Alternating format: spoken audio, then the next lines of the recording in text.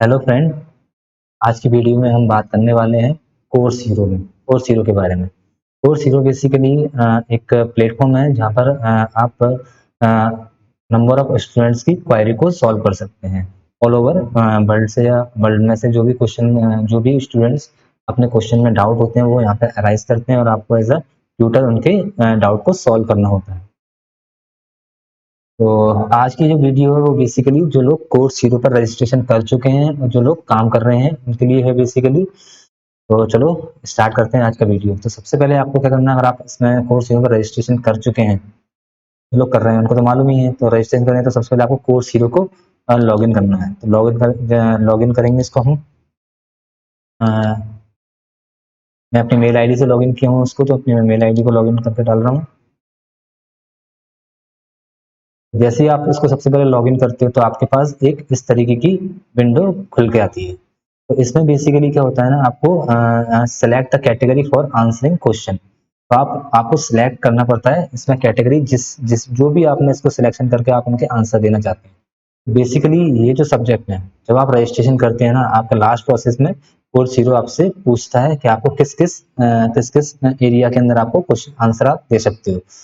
तो बेसिकली ये course hero में आप किसी भी आप बैकग्राउंड आपका जो भी हो, आप कंप्यूटर साइंस इंजीनियरिंग हो, आप मेडिकल स्टूडेंट हो, आप एमबीबीएस स्टूडेंट हो, जो भी हो, कॉमर्स से हो, तो आप हर कोई इसके अंदर आप क्वेश्चन सॉल्व कर सकता है। अ, तो जैसे कि मैं इंजीनियरिंग स्टूडेंट हूँ, मैंने इंजीनियरिंग की हुई है, तो मैंने अपने subject physics, electrical engineering, electronics, इस टाइप के मैंने सिलेक्ट किए होंगे। तो सबसे पहले विंडो में आप देख सकते हैं यहाँ पे लिखा हुआ है इलेक्ट्रिकल इंजीनियरिंग, 1 से लेकर 10 क्वेश्चन। इलेक्ट्रॉनिक्स में 1 से लेकर 10, और इसमें भी 1 से 10। यहाँ पर अभी क्वेश्चन है नहीं है। तो जिसमें है आप उनको सेलेक्ट कर लीजिए, और यहाँ पे आपको करना है स्टार्ट, करना है इसको सॉल्व करना। जैसे ही आप इसको स्टार्ट करोगे तो सबसे पहले क्या आएगा आपके पास, ये क्वेश्चन आ गया मान के चलो। ठीक है, ये क्वेश्चन आया हुआ है। तो आपका क्वेश्चन कुछ भी हो सकता है। ठीक है, तो सबसे पहले आपको क्या करना है, इस क्वेश्चन को आपको देखना है।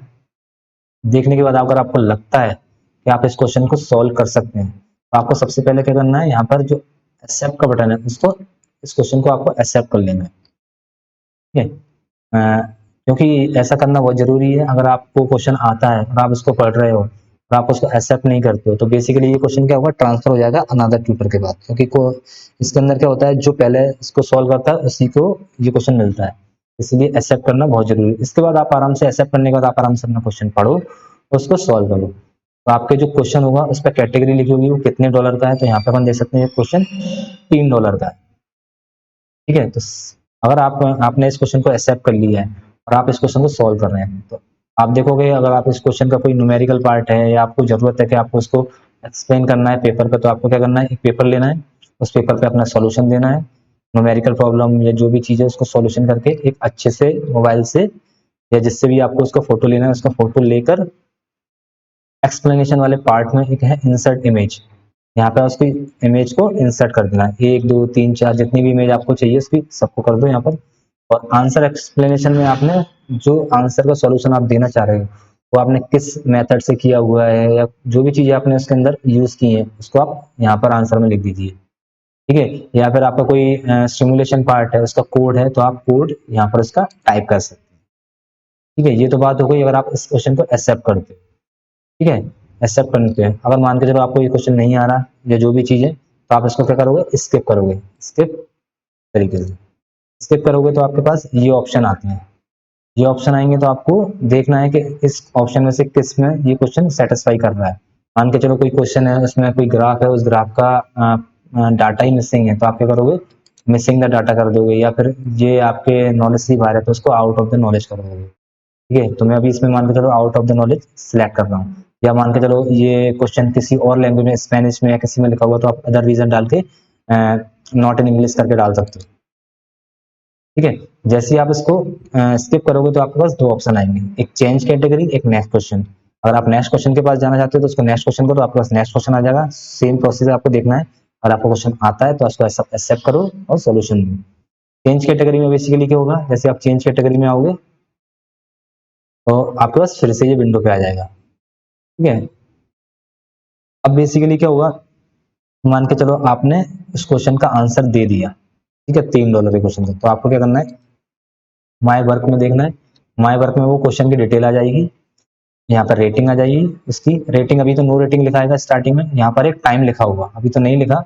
आप क्वेश्चन सॉल्व करोगे तो उसमें एक टाइम लिखा होगा, तो 48 आवर्स या 35 आवर्स, वो टाइम जो लेगा, जिस जो भी स्टूडेंट ने उस क्वेश्चन को पूछा है, ठीक है, आपने सॉल्यूशन दिया, वो स्टूडेंट के पास जाएगा तो 48 आवर्स के अंदर आपको फीडबैक देगा। फीडबैक में आप उसके पास तीन फीडबैक मतलब दो तरीके हैं उसके पास, या तो वो आपको हेल्पफुल कर सकता है या अनहेल्पफुल कर सकता है। तीसरा भी है, उसमें वो ना हेल्पफुल करे ना अनहेल्पफुल करे, ठीक है। तो अगर आपको वो जो स्टूडेंट अगर आपको हेल्पफुल रेट देता है, ठीक है, हेल्पफुल रेट देगा तो आपको जो अमाउंट है आपको विद इन जो भी टाइम दिया हुआ है वो आपके पेंडिंग अमाउंट के अंदर वो दिखने लगेगा, कोर्स जीरो के, अगर आपको हेल्पफुल दे दिया तो, ठीक है, मतलब वो आपके अकाउंट में आना ही आना है। अगर अनहेल्पफुल करता है वो स्टूडेंट्स, ठीक है, उसमें क्या होगा, वो जो अमाउंट है वो आपको नहीं मिलेगा, ठीक है। आफ्टर 35 या 40 आवर्स का जो भी टाइम है उसके बाद वो आपको जीरो अमाउंट दिखाएगा, ठीक है। अगर मान के चलो वो स्टूडेंट्स आपको ना तो हेल्पफुल करता है ना अनहेल्पफुल करता है, तो ऑटोमेटिकली आपको वो क्वेश्चन एक्सेप्ट माना जाएगा, पर आपको वो रेटिंग नहीं मिलेगी हेल्पफुल वाली। वो भी क्या होगा, जो भी जितने भी डॉलर का वो आपके अकाउंट में आ जाएगा।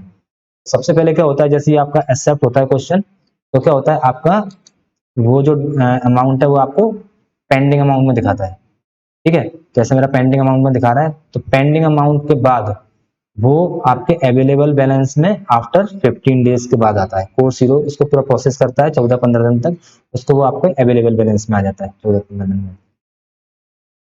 ऐसे ही आपको क्या करना है, क्वेश्चन सॉल्व करते जाना है और आपको बनाते जाना है, आपके डॉलर कितने ही बनते जाए इसके अंदर, ठीक है। तो मतलब अगर आपको क्वेश्चन आता है तो आप विद इन 2 मिनट या 3 मिनट के अंदर आप $3 या $4 या $5-6 के आसपास 5-7 मिनट के अंदर आप मतलब 500-600 रुपये आप आराम से निकाल सकते हैं। इसमें सबसे अच्छा बेनिफिट ये है कि आप अपने घर पर बैठ के इसको सॉल्व कर सकते हैं, आप कहीं पर भी हैं, जब भी आपको टाइम मिले जब भी आप इसको सॉल्व कर सकते हैं, ठीक है।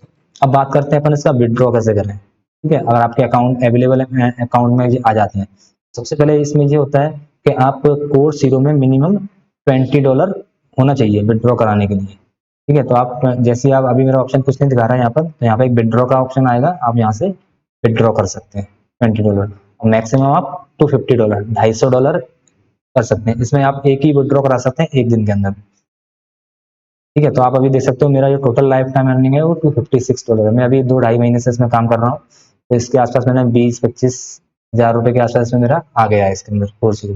ये एकदम जेन्युइन साइड है, कोई इसमें फेक नहीं है, ठीक है। अब इसमें नेक्स्ट पॉइंट आता है कि आप ये इसमें आपके अकाउंट में पैसे कैसे आएंगे।